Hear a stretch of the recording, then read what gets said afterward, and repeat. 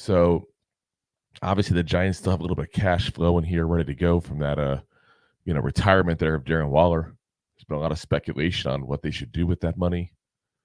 And now they're saying,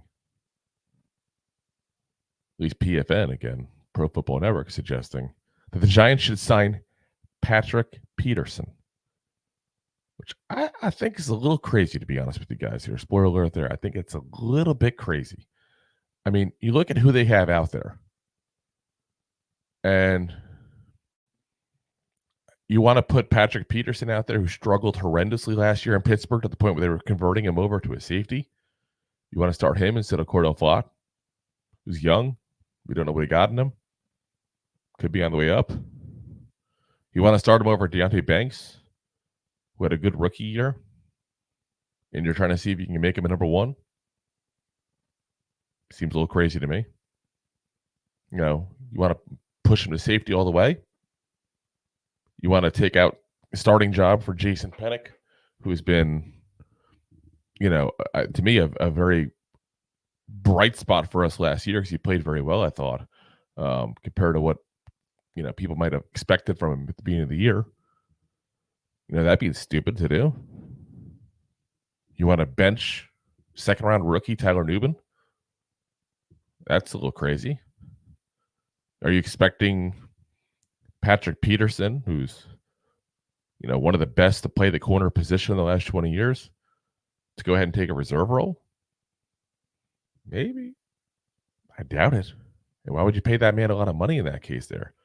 He'd basically be, for all intents and purposes, a coach. But here's a PFN, what they said there. Lorenzo Reyna is the one who wrote the article, said, the New York Giants' weakest area is the secondary, especially cornerback. The 8-time Pro Bowler Peterson, though, would give this defense veteran help at either CB or even safety if brought in. Like I said, I just don't know what kind of help you're expecting from this guy at this point in his career. I mean, honestly, and I hate to say it this way because I want to give respect to the man for what he did for the NFL for all these years.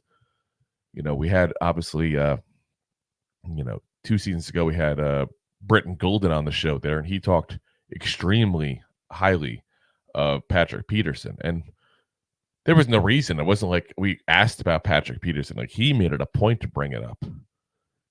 And so, the fact that these guys were teammates years ago and he still felt the need to bring that up shows you what kind of guy that Patrick Peterson is. But, I got to be honest at the same point, though, and say the guy's washed. He had a 60.5 PFF grade, which, to be honest, is not bad at all comparative to the Giants, but it's not good compared to what the NFL does overall. And again, he was poor play was why they started trying to convert him over to safety. Now, if you had told me prior to this offseason starting, hey, Giants going to get Patrick Peterson and use him in a role like Jalen Mills is, where, you got a guy who can play in the nickel, kind of spot there, a dime kind of package, a guy who might play some safety, I'd have been okay with that potentially. But you already got Jalen Mills for that scenario. Unless you don't like what you're seeing from Jalen Mills so far in OTAs and camp and all that kind of stuff, I just don't see why you would make that kind of move personally. And you'd have to have that conversation up front with Peterson saying, hey, you're not a starter. These guys are starters. What I want you to do is come in there, contribute where you can, help these young kids out. And I have no doubt that he'd be a great teammate. Again, just based on what Britton Golden was saying, we talked to him a few years ago. But I don't know if he'd want to take that kind of role. The guy's been the best of the best for how long now? Why would he want to put himself into that kind of position where now he's got to go ahead and sit on the bench and act almost like a coach that occasionally goes on the field? I would think a guy like him might just look to hang it up. No star player wants to be, I hate to kind of use the reference here because the man just passed away recently, but it's the truth on it. Nobody wants to be like the Willie Mays at that point where you're stumbling around in Shea Stadium the last year or 2 year contract, of your career. That stuff is remembered. Look at some of the great players, a lot of the greats, as they call it, are guys that retired early. You didn't see them on their downfall. because you never got to see them at their weakest. You only remember their heights. Guys like Barry Sanders, for example. We never saw him falter. We never saw him go down. He didn't want to do that. He just didn't want to play for Detroit. Can't blame him there. But like I said, I'm just not so sure that Patrick Peterson would do that.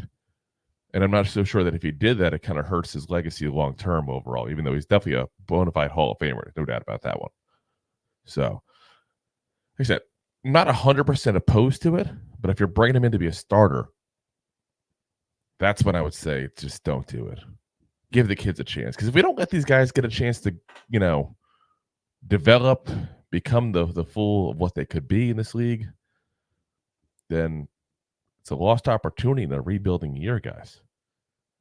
If you want to sign Patrick Peterson and you're a team that you think is, got a chance to do something special this year, and you're, think your DB room's a little thin, and you think you can help out, and great.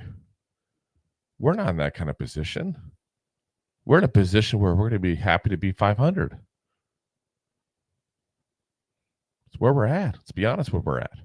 So, like I said, not the greatest move. I don't see it really helps us that much, except for the veteran leadership there. If you want to get him as a backup and that conversation's had and he's okay with it, then I guess.